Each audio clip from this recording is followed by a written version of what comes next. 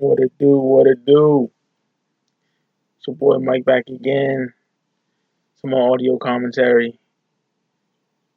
And today I'm going to talk about one of my favorite Southern hip hop duos ever. Probably my favorite Southern hip hop duo. Yeah, my favorite Southern hip hop duo. And overall, top fucking three maybe hip hop duo of all time. Like point blank fucking period. These niggas are just absolutely extraordinary, in my opinion. And I'm talking about Atlanta, Georgia's own Big Boy and Andre 3000, Outkast. About time I talk about Outkast on this motherfucking channel, yo. I did them up. I did when I had my old videos up, but you don't know the deal with that. I said it like a million fucking times in my videos, but yeah, man, they're the fucking just, in my opinion, amazing. You know what I mean? Got into these dudes late. You know, I always tell this story how I always find it funny. Like when I got older, always found it funny that I got into artists like Nine, Nine, Smooth the Hustler, Blase Blase, um, Mad Skills, niggas like that before I got Outkast, because those are like the lesser known niggas, you know what I mean? Brother Lynch Hung, niggas like that. I was keen to knowing of more than Outkast at the time, you know what I mean? Because I didn't know about these niggas, and you know what? There was cassettes in my household at the time. My uncle had, Southern Playalistic Cadillac Music, E.T. Aliens. My cousin Holly, she had Southern Playalistic Cadillac Music on cassette, and no one even put me onto that shit. I was pissed. You know what I mean? Maybe I seen this shit lying around one day. You know, I can't really remember, but I never got into them then. You know, I got into them in 1998 when I seen the Rosa Parks video on MTV. And I don't know what it was, but you know when you first get into something and you're absolutely blown away? You just fucking floored, right? That's how I was with Outkast. I heard Rosa Parks, seen the visuals to it. I was like, I have to have this. And then I told my uncle, I went upstairs, because I said my room was on the left, his room was on the right. This is 1998. I went upstairs and I told him, I was like, yo, Unc, you know of a group named Outkast? They're from the South. I didn't know where they were exactly from, but I knew it was Southern. And he was like, fuck yeah.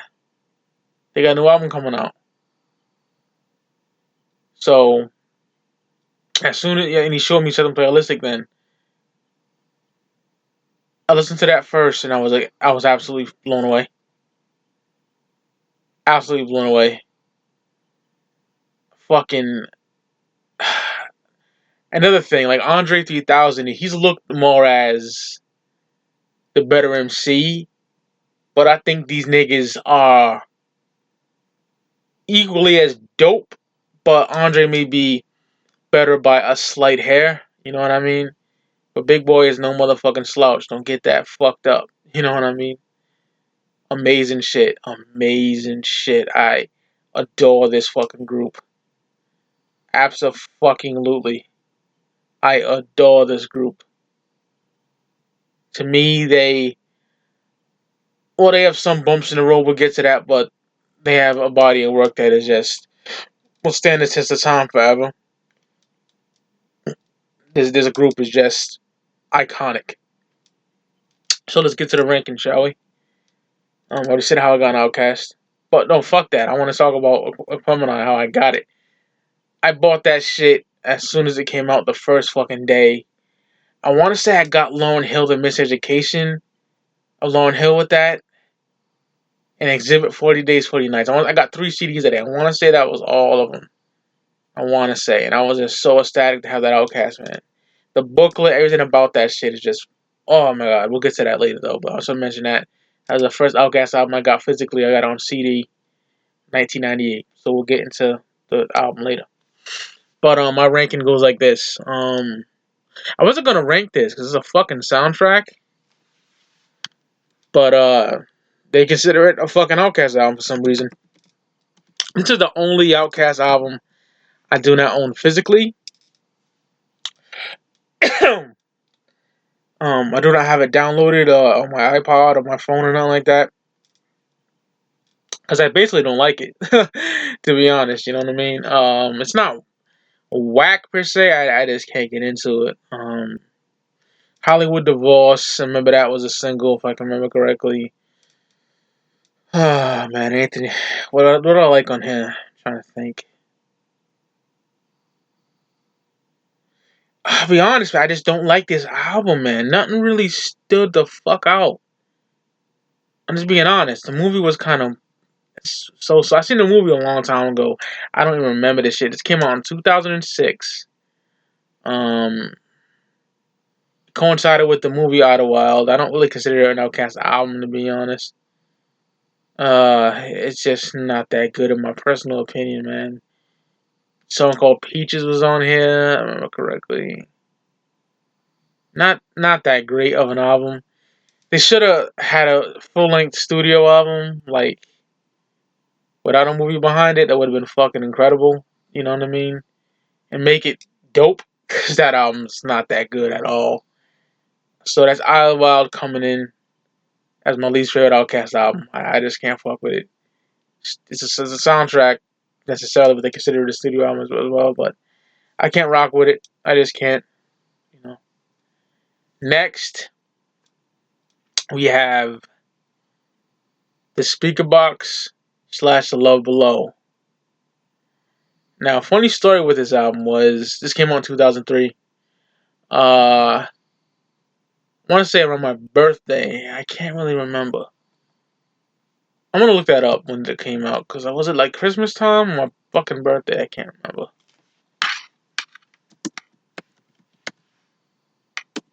Yeah, but this is a funny story with this album. With this album, oh no, I'm way off. It came out September of '03, but I didn't I didn't get keen to it until later, because when it first came out, I absolutely hated the singles. Oh, I take that back. The Way You Move from on Big Boy Speaker Box, I fucked with that. But that Hey Ya, I couldn't rock with Hey Ya, man. It was unbelievably goofy. It was like some 1950s shit, it sounded like, you know? And this is coming from a diehard Outkast fan, you know? How you go from Scooter on the Barbie, you know, and Crumbling Herb and fucking Ain't No Thing to that. I just didn't like Hey Ya one motherfucking bit. I still don't like that song at all. I hated it. I was like, this is heavy in the mixtape era. So I was bumping Dipset, D Block, G Unit like crazy. You know what I mean? And the other Joe Budden, you know, mad mixtape artists at that time. I was bumping that shit, you know. And I love Outkast to death. Of course, I was bumping that old shit, but that album didn't really have me pumped, because Hey Ya was utter garbage. I'm sorry, I just don't like that song at all. To this day, I fucking hate it, and I wasn't too keen on that at all. Like, I was like, oh fuck this, you know. But once there was I couldn't escape it three ways. I'll tell you, okay. There was a clothing shop, a hip hop shop that sold clothes, sneakers, mixtapes. It was called Vibe, and I was really good friends with the dude Charles. I don't know where. Unfortunately, the shop burned down last year, man. I don't know if he repaired it or not, but I seen it on the news. I was like, oh my god. So hopefully he repaired the shop. You can Google it on Google Fall River, Massachusetts store Vibe. You probably get some information about the house, not the house, the store burning down. So that's unfortunate. And he's a great dude. We used to go in the back and chill. He's a really good dude. Black, half Puerto Rican cat. He was an Outkast fanatic. This dude loved Outkast to death.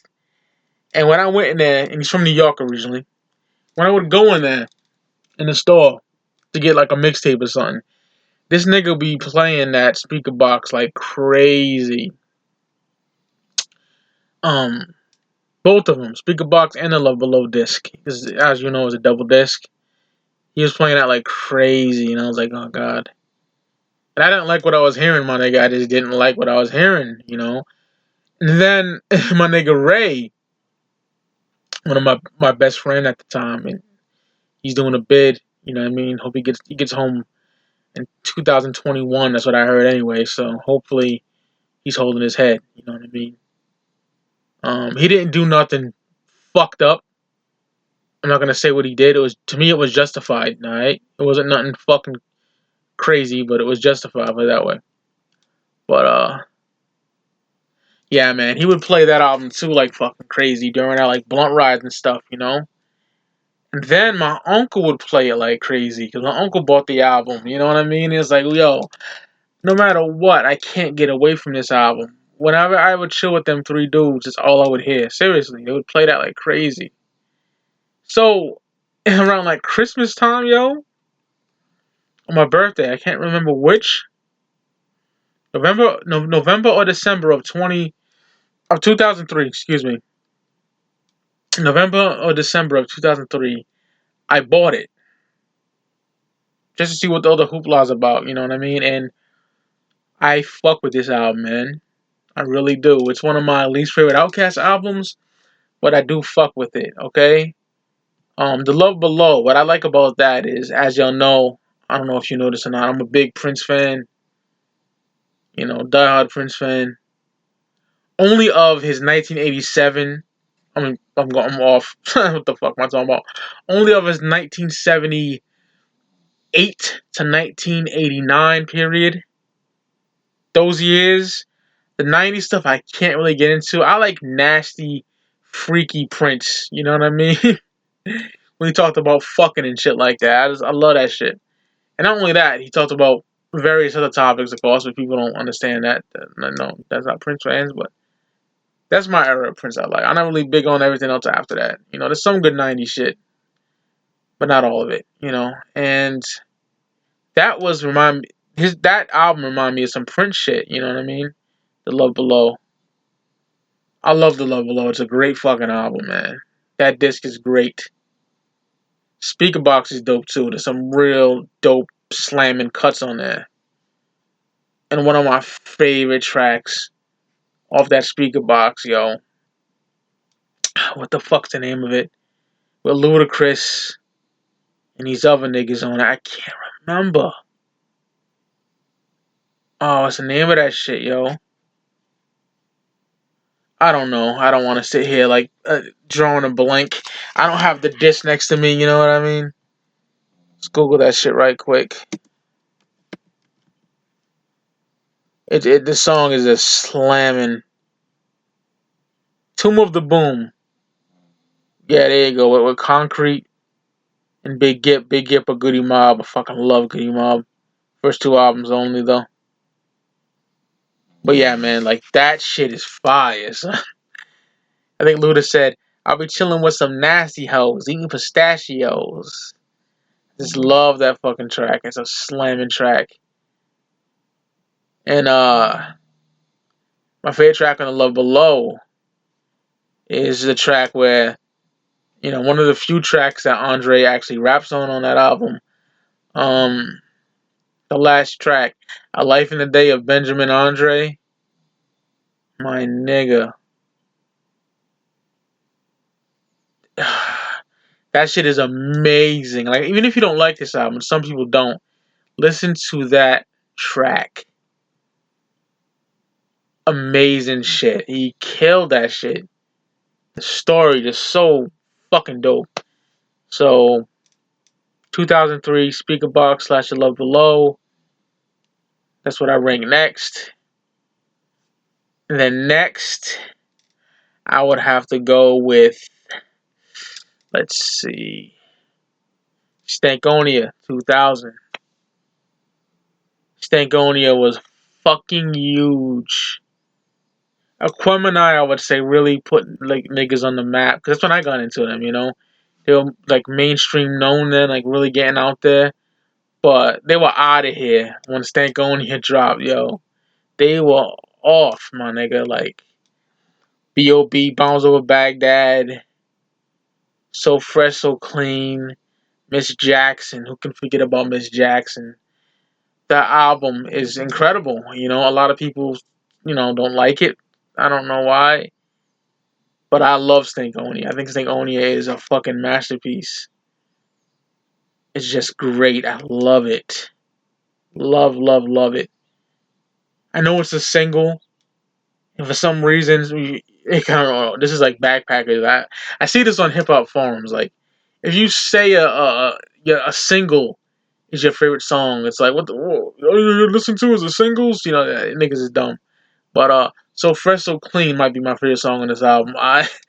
The fucking the drums in the beginning.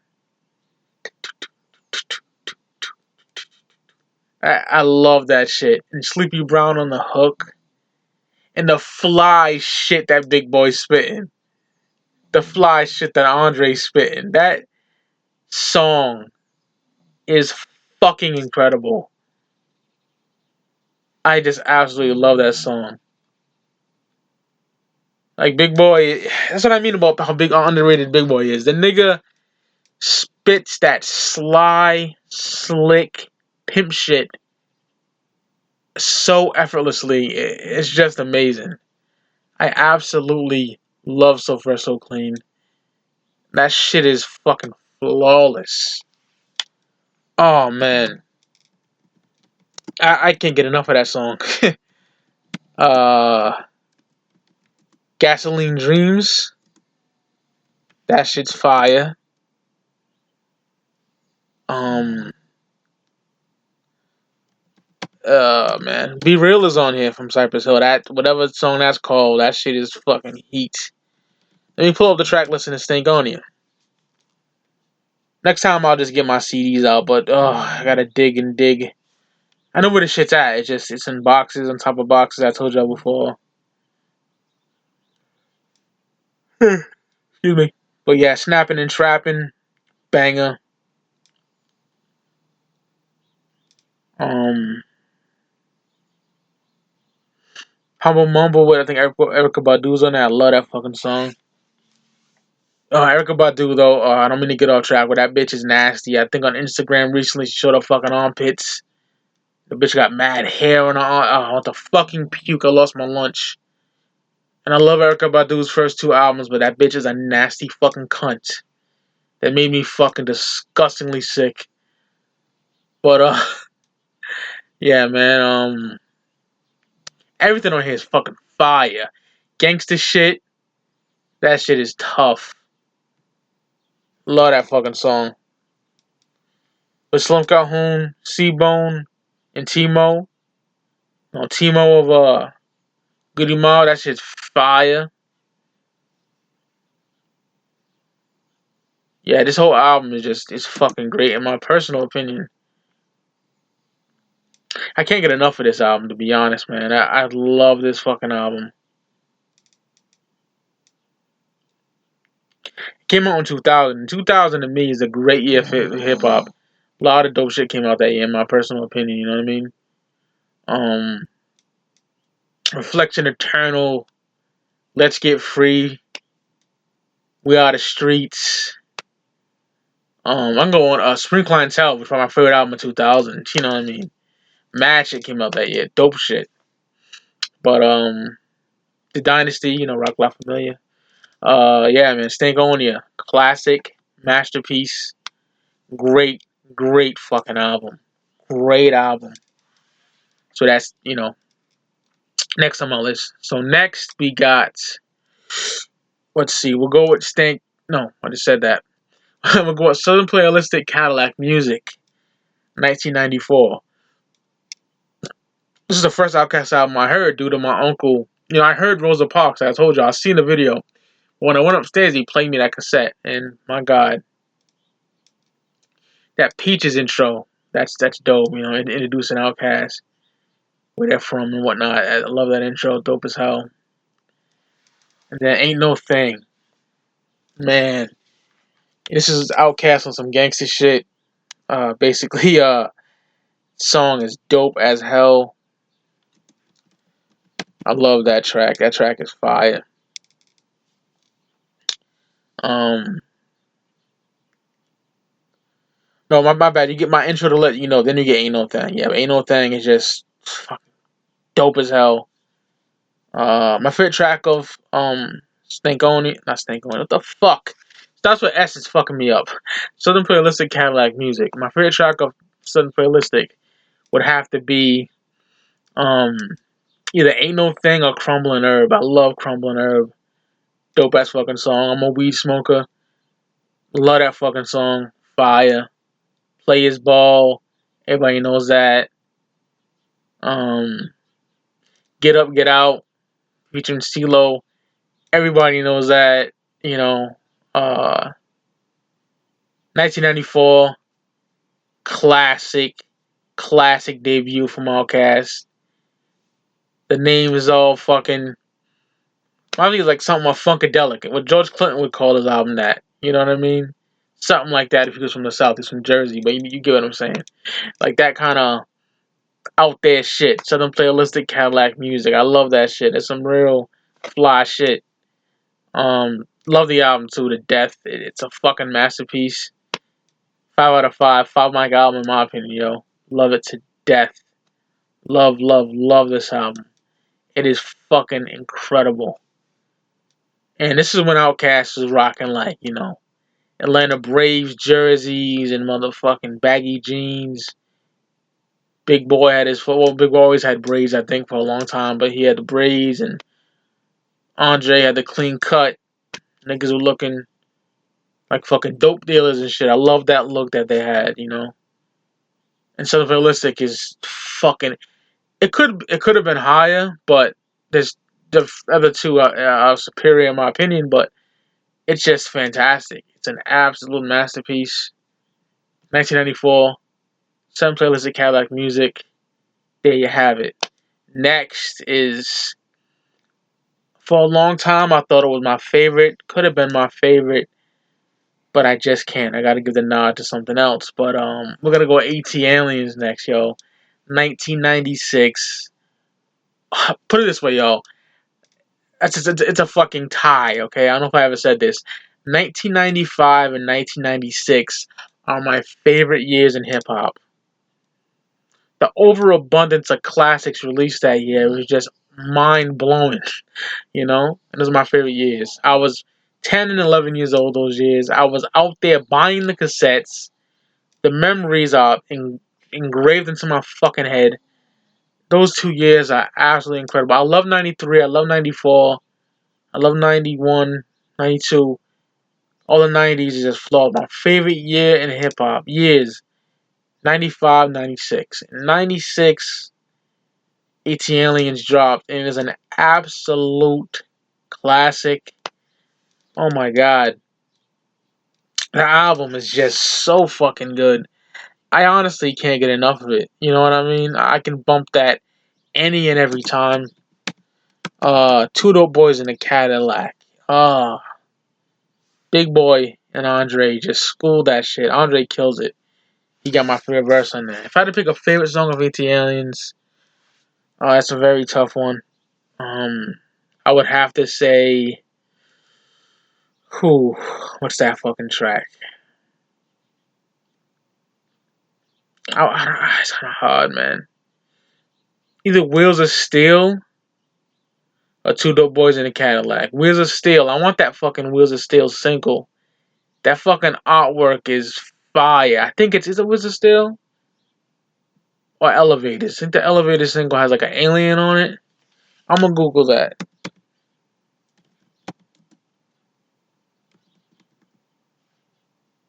I think the Jazzy Bell single is this dope ass artwork, and within the single, it's just like it's its own comic book. Because in the AT Aliens booklet, of course, as everybody knows that owns it physically, it's an amazing comic. Yeah, I think it's Jazzy Bell. I want to get that. That fucking artwork is amazing on the single.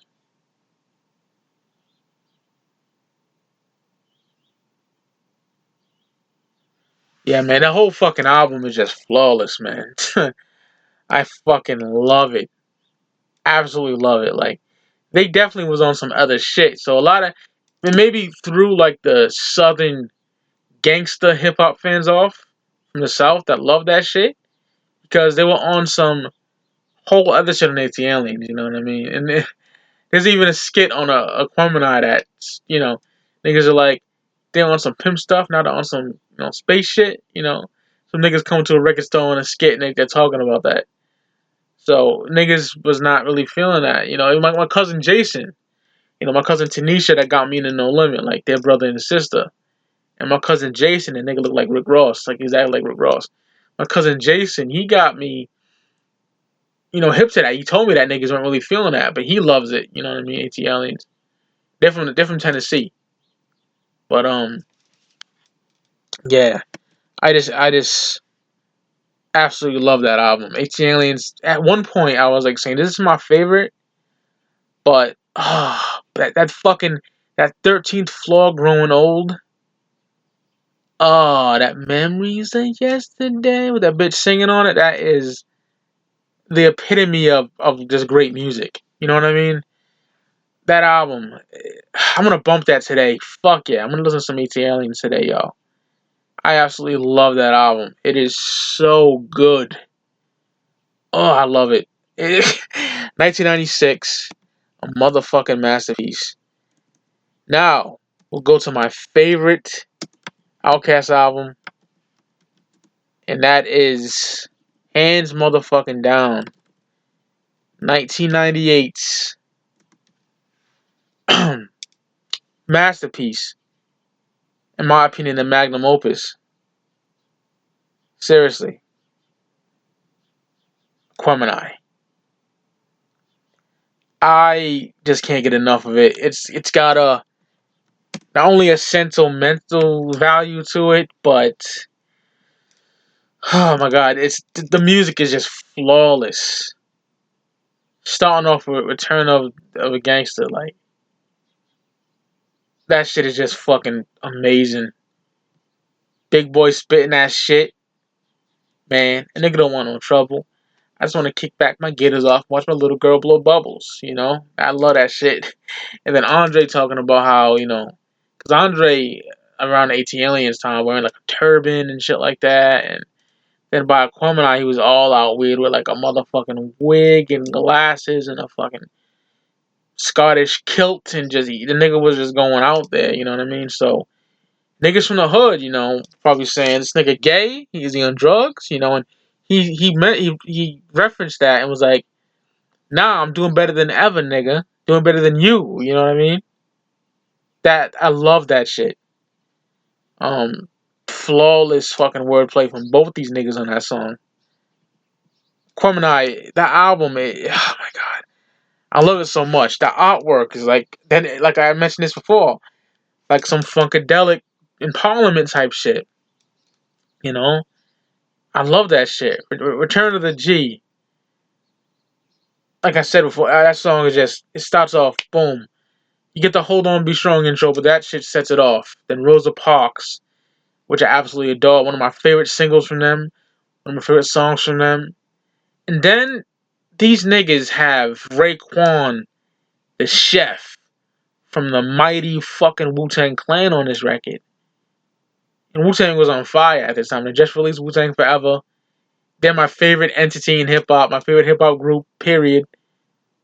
And just Ray working with Outkast was phenomenal. Even the shit talking in the beginning, you know?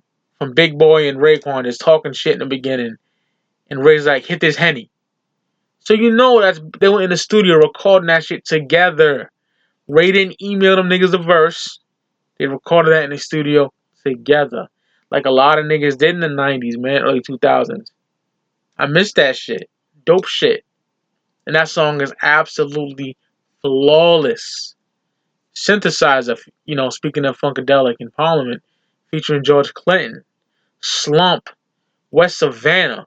West Savannah was supposed to be on Southern Ballistic Cadillac Music, but they threw it on this shit. You can tell it sounds like that 94 shit. The Art of Storytelling Part 1 and 2. The single to the Art of Storytelling got Slick Rick on it. Even though I think that shit's fire, I much prefer it like the way it is on the album. You know, because part one is I think is Big Boy, part two is Andre. It's fucking flawless. And they got Mamacita, one of my favorite fucking tracks, and Andre gets fucking aggressive on that shit. You know what I mean? Talking about grabbing a bitch by the neck and throwing her against the wall and shit. Like, Andre ain't no pussy, nigga. You know what I mean? He gets hard in that shit. Spotty Dopalicious. Fire. Y'all Scared with Timo, Big Gip. Oh, that fucking shit is fire. Yo, scared, say you scared. I love that shit. Oh, man. This whole album is just flawless. Yeah, Yo Scared got Timo, Big Gip, and Cujo, all from the Goody Mob. Only CeeLo's missing. But that shit's fire. Fire. Real grimy gangster southern shit. The whole album is fucking flawless. There's intros that I don't count, but 15 tracks of straight fucking heat. There's a little skit on Nathaniel with some nigga spitting freestyle. I don't know who the hell that is. But yeah, that shit is just flames. I don't I don't know how to fucking put it in words how great this album is, because it's up there with some of my favorite albums of all time. It's that fucking good, you know. Ah, man. I got the album, like the songs in my head playing right now, and I'm just thinking, what a motherfucking masterpiece. What a masterpiece. Um, so yeah, y'all. Aquemini, 1998. My favorite Outkast album ever. Point blank period. Um, Classic. Superb. Flawless. One weak album in their discography and one album that could have been a lot better, which is, you know, Speak Bucks That's a Love Below, even though I like that album. Other than that, they have 4 Stone Cold classics under their belt, and I would love for a new Outkast album to be recorded, but that doesn't look like we're going to get it. So that's very unfortunate, but what can you do? There's my Outkast discography ranking. Hope y'all niggas enjoyed this. I will see y'all on the flip side. Peace and love to y'all niggas.